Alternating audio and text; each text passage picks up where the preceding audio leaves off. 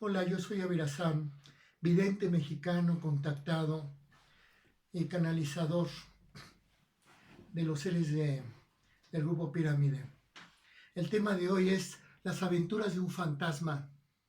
Nosotros en nuestra casa de la Ciudad de México, hace 35 años, tuvimos un fantasma que venía acompañado por guías espirituales de luz.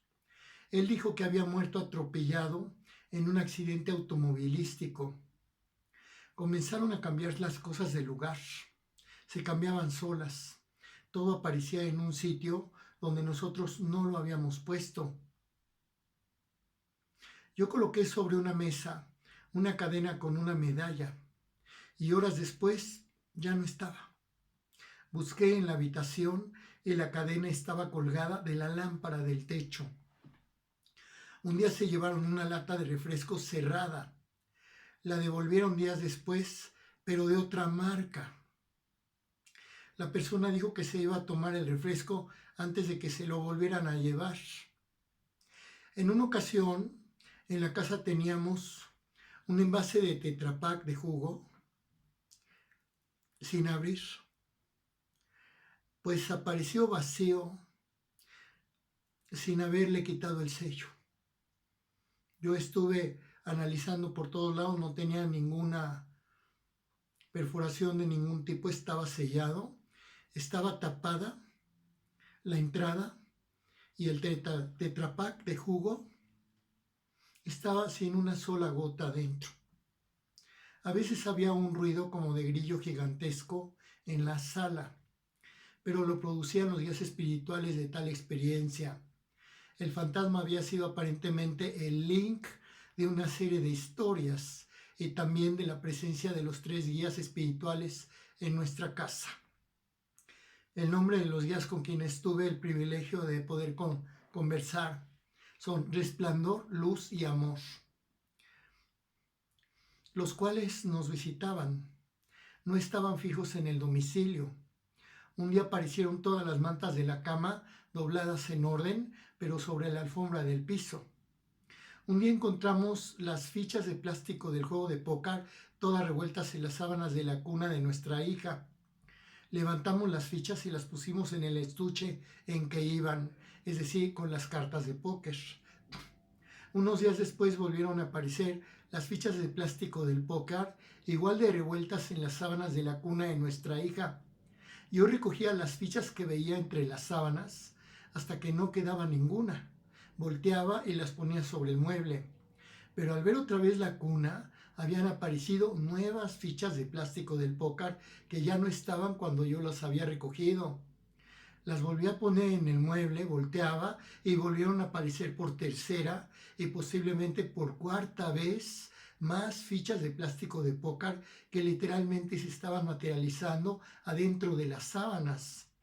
En efecto, el fantasma estaba devolviendo las fichas de plástico del mundo a donde se las había llevado y me las estaba entregando en el mundo material. Entonces se fue haciendo un espeso silencio porque nos dimos cuenta de que estábamos atestiguando un fenómeno sobrenatural. A ese tipo de luces, movimientos y sonidos que no son producidos materialmente, sino que son producidos por fuerzas espirituales, se les llama poltergeist. El cerro, frente a mis ojos,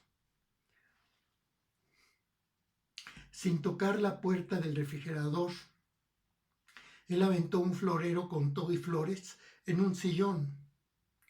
El chirrido del grillo era tan potente en la sala de la casa cuando se llegaba a presentar que parecía un grillo dinosaurio. Me acercaba al chirrido y descubría que existía un ronroneo como de helicóptero justo en el lugar donde estaba el chirrido. Tal ronroneo, sin embargo, era más audible si uno se acercaba, pero no estaba sobre la pared, sino sobre algún lugar intermedio entre la pared y la propia persona.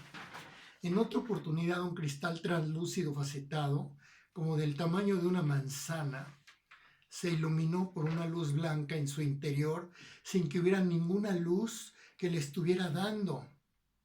Yo analicé si había alguna fuente de luz externa que hubiera encendido el cristal por dentro, pero todas las luces de la casa estaban apagadas en un atardecer en que se estaba yendo la luz. No había ninguna fuente de luz artificial, pero tampoco ninguna fuente de luz natural en la casa, en una tarde que estaba cayendo, y sin embargo el interior del cristal, que era como de este tamaño, facetado, estaba iluminado con una luz blanca grande por adentro. Una noche estaba platicando con el jefe de los guías, llamado Resplandor, cuando apareció en la pared frontal de nuestra recámara apagada la silueta brillante, color dorado, de una persona de pie de perfil, pero no sus facciones, sino la forma de su cuerpo. Yo rodé hasta que caí al suelo y me quería meter adentro del suelo por el impacto del asombro que me dio que se iluminara una figura humana luminosa en una pared que estaba a oscuras. Resultó que simplemente otro de los guías llamado Luz se había manifestado, pero visiblemente, por medio de esa luz humanoide y dorada. Es por demás que alguien quiera poner en el plano de lo material cualquiera de los contenidos de mis videos por una sola razón, porque todo ello pertenece a planos invisibles en lo espiritual energético. Quien no cree en lo invisible porque no lo ve, es idéntico a quien niega que haya ondas invisibles que están entrando en la televisión y en los teléfonos y en la radio para que nosotros podamos ver los contenidos. Las ondas sí están ahí presentes y sí existen, pero no son visibles a nuestros sentidos. Así que eso no es escepticismo, sino una burda negación de la realidad para confundir. Un día escondieron un objeto que era importante y llevaron a una persona casi a las lágrimas. Bueno, no ellos, sino el fantasma. Cuando se le volvió a buscar a ese objeto, apareció exactamente en el mismo lugar en donde se le había colocado inicialmente. Primero no estaba porque el fantasma se lo había llevado quién sabe a qué mundo, y después apareció porque el fantasma lo regresó desde el mundo a donde se lo había llevado. Una de mis compañeras de la carrera de la universidad me comentó que cómo se podía vivir con un fantasma. La respuesta es que ese fantasma era chocarrero y se llevaba todo, pero hay otros tipos de fantasmas que hay que evitar. Una mañana apareció un rostro de Jesús adentro de una de las paredes de la sala, como de 1 pulgada de alto y un poco menos de 1 pulgada de ancho. Al día siguiente, al Cristo de la pared le salieron unos gruesos lagrimones, grandes lágrimas que no eran líquidas, sino que estaban dibujadas bajando de los ojos. En aquel entonces no había celulares y yo no tenía una cámara fotográfica para captar ese detalle. Hubiera sido muy interesante fotografiar el rostro de Jesús a cierta distancia. En lugar de eso, contraté a un fotógrafo profesional que le tomó unas fotografías en close-up, así que no se distingue el rostro completamente, sino demasiado cerrada la imagen que él tomó para que se pudieran ver las facciones. La recomendación es jamás dejarse llevar por la curiosidad de lo desconocido. No hacer nunca invocaciones, no llevar a cabo nunca ritos, por más que alguien dijera que son inofensivos, puesto que no lo son.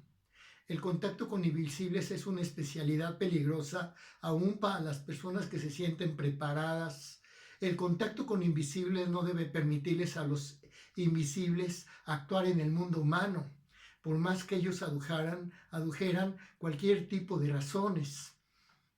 Que los invisibles adujeran razones para ser presenciados en el mundo humano.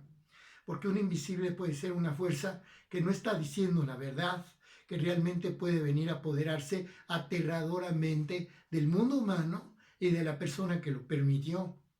Por eso es peligrosa la práctica de pretender tener comunicación con personas ya fallecidas, porque desconocemos qué tipo de fuerzas estuvieran involucradas. y pretendieran asaltar al mundo humano por medio de historias falsas inventadas y por mentiras peligrosas. Ese terror que tenían los antiguos hace siglos, que pretendieron desaparecer cualquier contacto con los invisibles del tipo que fueran, es explicable porque hay fuerzas ocultas que pueden llegar al mundo humano como auténticos lobos con piel de oveja. Tú que me estás escuchando, aléjate de cualquier práctica de comunicación con invisibles. Es una especialidad muy reservada para ciertas personas que han nacido con dones para ello y aún así tales personas corren riesgo.